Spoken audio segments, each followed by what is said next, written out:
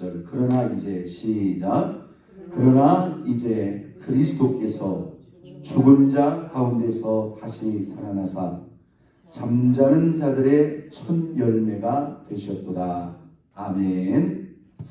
자, 우리가 이번 한 주간은 예수 그리스도가 누구이신가에 대한 그러한 말씀들을 계속 읽고 묵상하며 또 적용하는 그런 시간을 가졌습니다. 여러분, 우리가 어제 아침에도 관계된 그러한 말씀을 나눴습니다마는 우리 예수님이 우리의 유일한 구원자요, 또 그 진리가 강력한 또 확실한 그러한 증거를 가지고 있다고 했어요. 여러분, 그 증거가 여러분 무엇이 될까요? 우리가 보면 이것이 그냥 단순히 기독교인들의 일반적인 그런 주장처럼 우리가 생각할 수 있지만 사실 잘 생각하고 대조해 보면 누구도 부인할 수 없는 예수 그리스도만이 유일한 구원자요, 구원의 길이라고 하는 아주 강력하고도 분명한 두 가지 증거를 우리는 가지고 있습니다. 그 첫째가 무엇이라고 했죠? 바로 성경의 예언과 성취라고 하는 거죠. 여러분, 하나님께서 우리에게 주신 이 성경은 역사를 담고 있는 책입니다. 그냥 단순히 역사의 책이라고 한다면 이게 강력하고 확실한 증거가 될 수가 없죠. 우리 하나님께서 우리가 이 예수님을 나의 주, 나의 믿음의 구원자로 믿고 영접함에 있어서 우리에게 믿을 만한 아주 충분하고도 확실한 증거를 우리에게 남기셨다는 거예요. 사실 이 믿지 않는 세상 사람들이 그들이 예수님을 믿지 못하는 가장 큰 이유는 우리 하나님께서 그들에게 하나님의 살아계심과 기적과 능력을 보여주지 않아서만이 아니라 성경을 우리가 제대로 마음먹고 역사적으로 대조해 나아가면서 이 말씀을 듣고 배우게 되면 이 성경이야말로 우리 예수님께서 우리의 유일한 구원자가 되는 아주 확실하고도 명백한 증거가 됩니다. 왜 그렇죠? 이 성경은 예언과 성취의 역사를 담고 있기 때문입니다. 예수님에 관한 수많은 것들을 하나님께서 구약의 이스라엘의 선지자들의 입을 통해서 예언하셨을 뿐만 아니라 그 역사 속에서 그 예언을 문서적으로 기록하게 하셨죠. 그리고 그 예언을 예수님의 삶을 통해서 그대로 이루게 하셨어요. 여러분, 그게 한두 가지, 몇 가지만도 그대로 성취되기가 사실 쉬운 일이 아니죠. 예수님이 오시기 전에 예를 들어서 몇 년 전에 예언한 게 아니잖아요. 적어도 500년, 600년, 700년 전에. 지금처럼 우리가 역사를 과거도 그렇고 미래를 예측할 수 있는 그런 시대가 아니다. 까마득한 그런 시대에 그 예수님이 태어나실 것과 어디에서 성장하실 것과 그 어린 시절하며 그분이 하실 일, 그리고 최종적으로는 그분이 인류의 모든 죄를 짊어지시고 고난받고 죽으시고 부활하신 그 모든 사건을 낱낱이 예언하고 있다. 이건 역사적으로 대조해보면 당장에 드러나는 일이기 때문에 이것이야말로 분명하고도 강력한 증거가 된다. 또 여러분, 예수님께서 우리의 유일한 구원자요, 그가 하신 말씀과 그가 하신 모든 것들이 참된 진리가 된 아주 분명하고도 강력한 증거, 또 하나의 증거가 있다면 여러분, 그것은 무엇일까요? 바로 예수 그리스도의 부활의 사건이라는 거죠. 예수 그리스도의 부활의 사건. 사실 예수님의 삶과 행적을요, 그걸 낱낱이 자세히 다 기록하기로 한다면 여러분, 성경이 수십 권이 돼도 부족하겠죠. 그런데 이렇게 보면 예수님의 생애도 무엇을 중심으로 기록되었는가? 그의 고난과 죽으심과 부활의 사건을 아주 집중적으로 조명하고 있는 걸 볼 수 있어요. 왜요? 그의 고난과 죽으심이 우리의 구원과 직결되기 때문입니다. 인간이 어떤 경우에도 절대로 해결할 수 없는 이 죄와 죽음의 문제를 인간이 스스로 해결할 수 없기 때문에 하나님께서 그 큰 사랑으로 그 아들을 육신의 몸으로 보내셔서 이 인간의 죄와 죽음, 곧 저주와 영원한 멸망의 문제를 해결하셨다는 거죠. 그분이 우리의 죄를 위해서 십자가에 못 박혀 고난받고 죽으신 것은 그냥 그대로의 사건이에요. 그런데 이 부활의 문제는 또 전혀 다른 관점에서의 그러한 사건입니다. 여러분, 만약 예수님이 우리의 죄를 짊어지고 그냥 죽으신 걸로 끝나버렸다고 한다면 이것은 구원에 있어서 사실 미완성이 될 수도 있어요. 왜요? 주님은 우리의 죄의 값만을 치르고 온 것이 아니라는 거예요.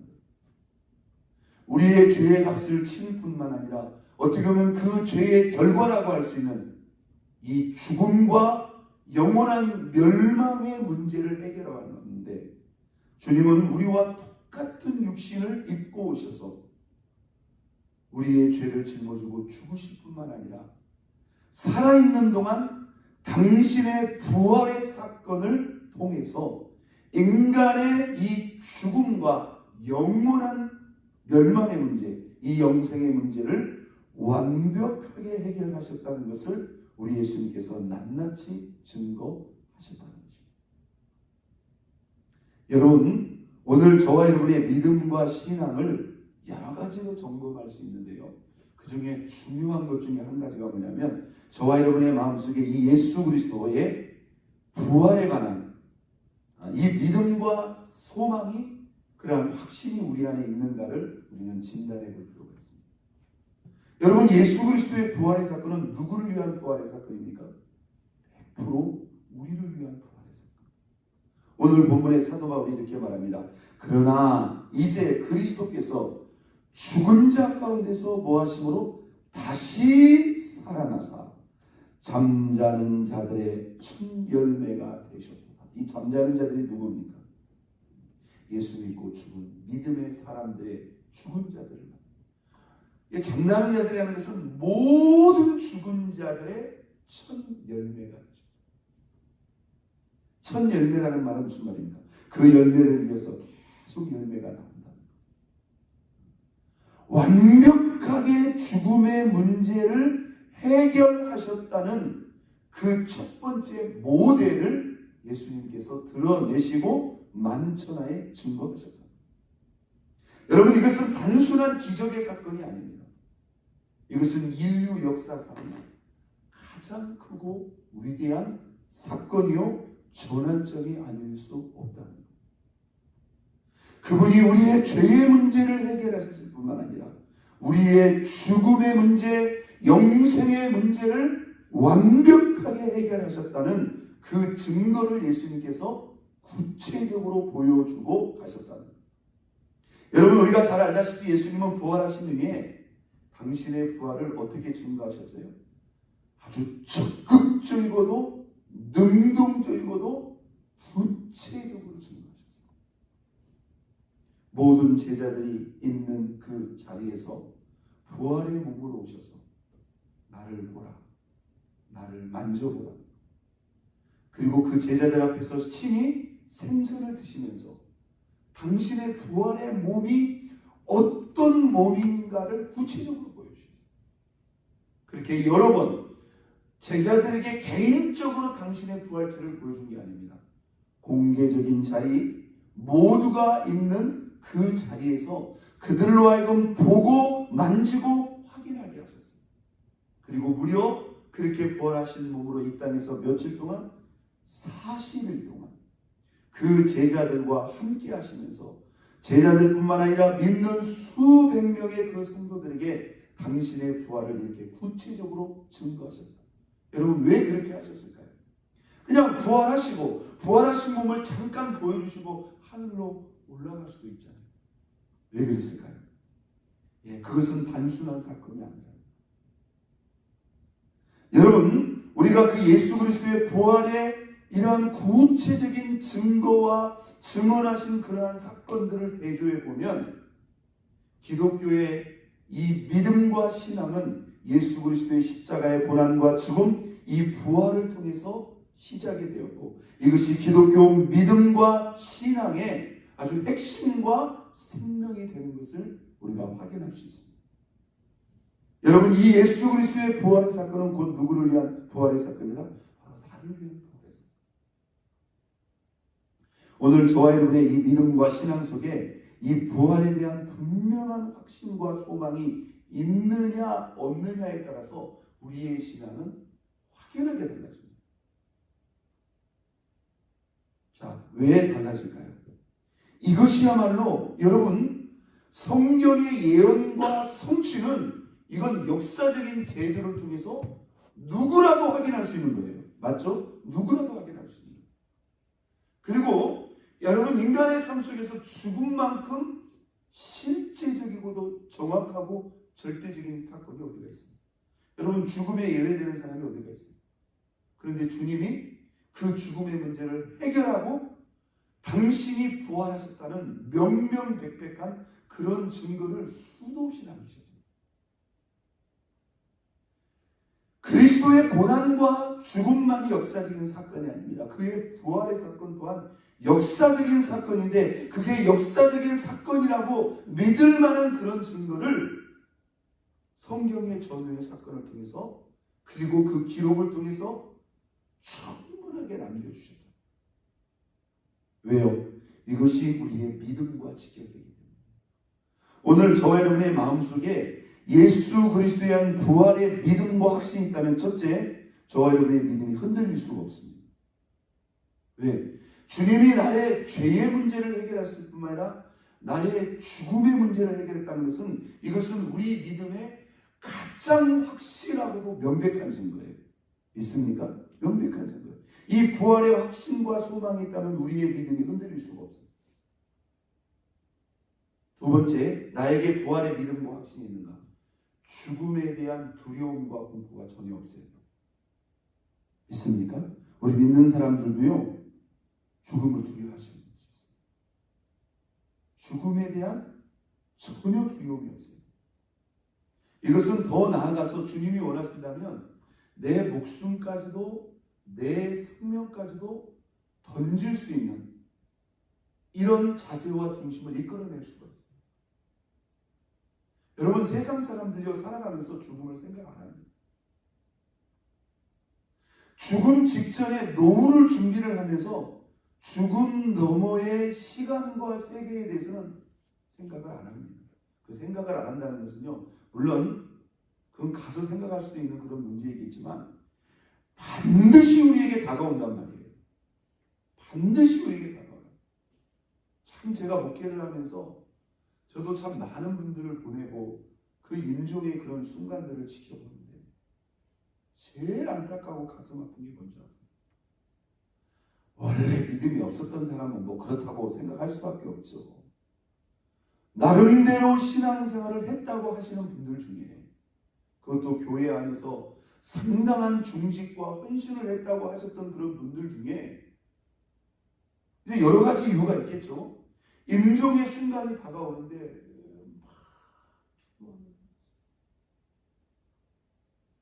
여러분, 믿음을 뭐 그냥 갑자기 입으로 집어넣을 수가 없는 거잖아요.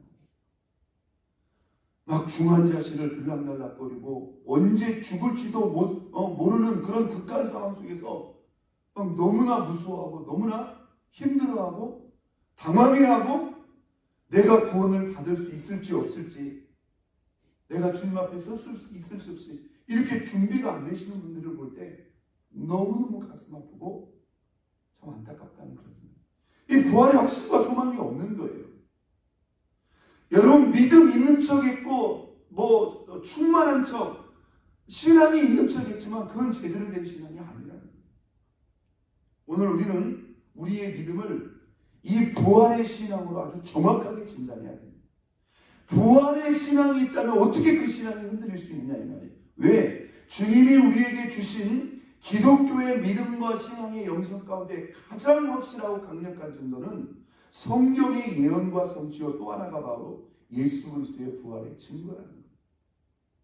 우리가 예수 그리스도의 이 사복음서 그리고 이 신약 성경을 제대로 이해하고 배웠고 믿는다면 부활을 믿지 않고서는 기독교 신앙은 설명이 안 됩니다.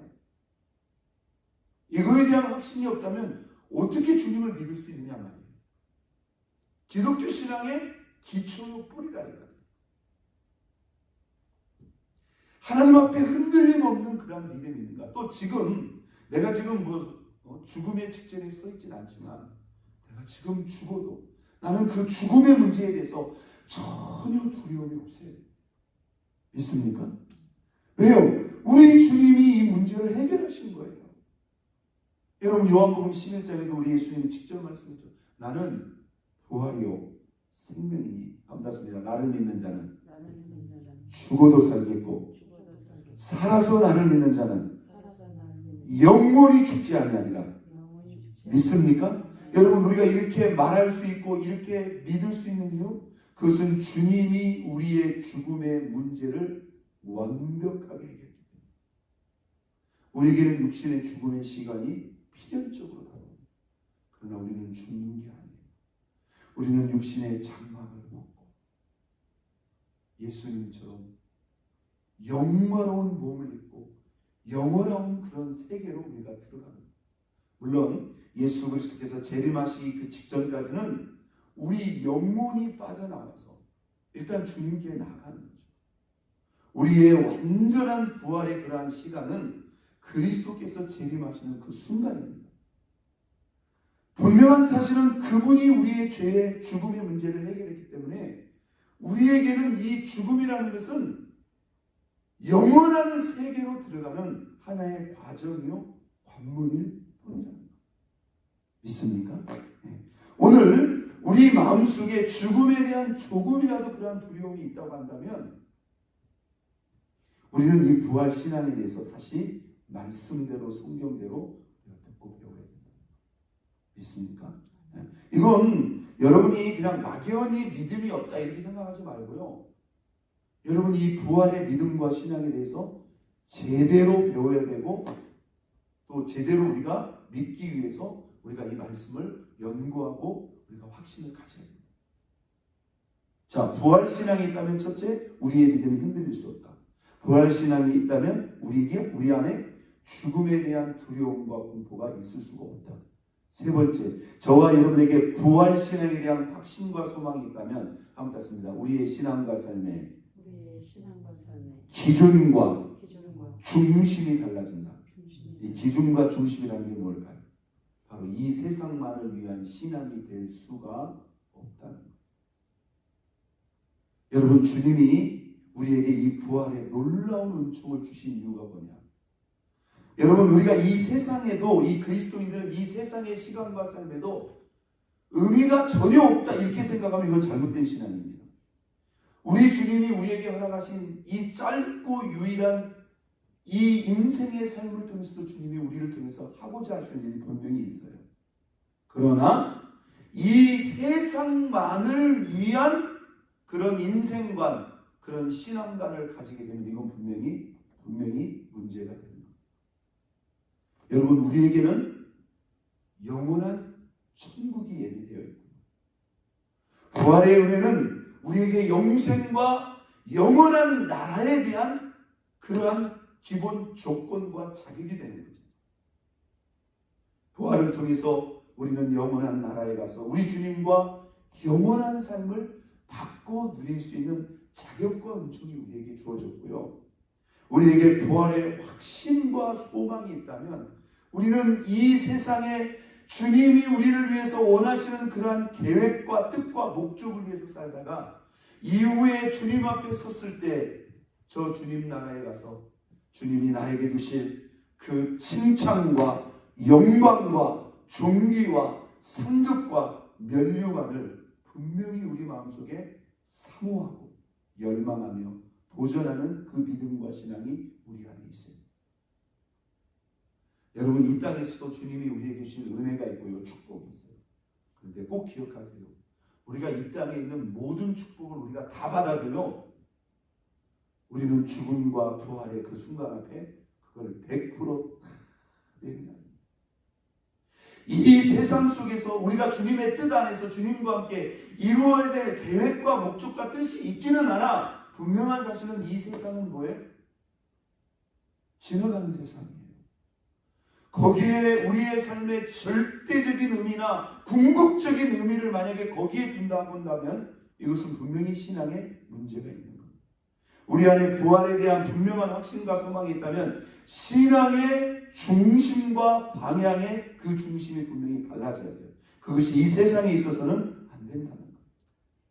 오늘 우리 주님께서 저와 여러분에게 기독교의 믿음과 신앙의 가장 강력한 두 가지 증거를 주셨다. 그것이 무엇인가? 성경의 예언과 성취요, 또 하나가 무엇이다? 바로 부활의 사건입니다. 오늘 우리 안에 부활의 믿음과 확신이 있다면 오늘 우리 안에는 세 가지 증거가 있어야 된다. 첫째, 흔들리지 않는 믿음이 있어야 된다. 두 번째, 죽음에 대한 어떤 두려움과 공포가 없어야 된다. 세 번째, 우리 신앙의 중심과 방향이 이 세상이 아니라 저 영원한 나라에 있어요. 천국에 대한 소망, 부활에 대한 소망을 가지고 이 땅에서 하나님의 계획과 뜻과 목적을 이루되 이후에 주님 앞에 섰을 때 주님이 우리에게 주신 상급과 영광과 면류관을 소망하며 그것을 끊임없이 열망하고 도전하는 저와 여러분의 믿음과 신앙, 부활의 확신과 소망이 넘치는 그 믿음과 신앙 될 수 있기를 예수 그리스도의 이름으로 축원드립니다.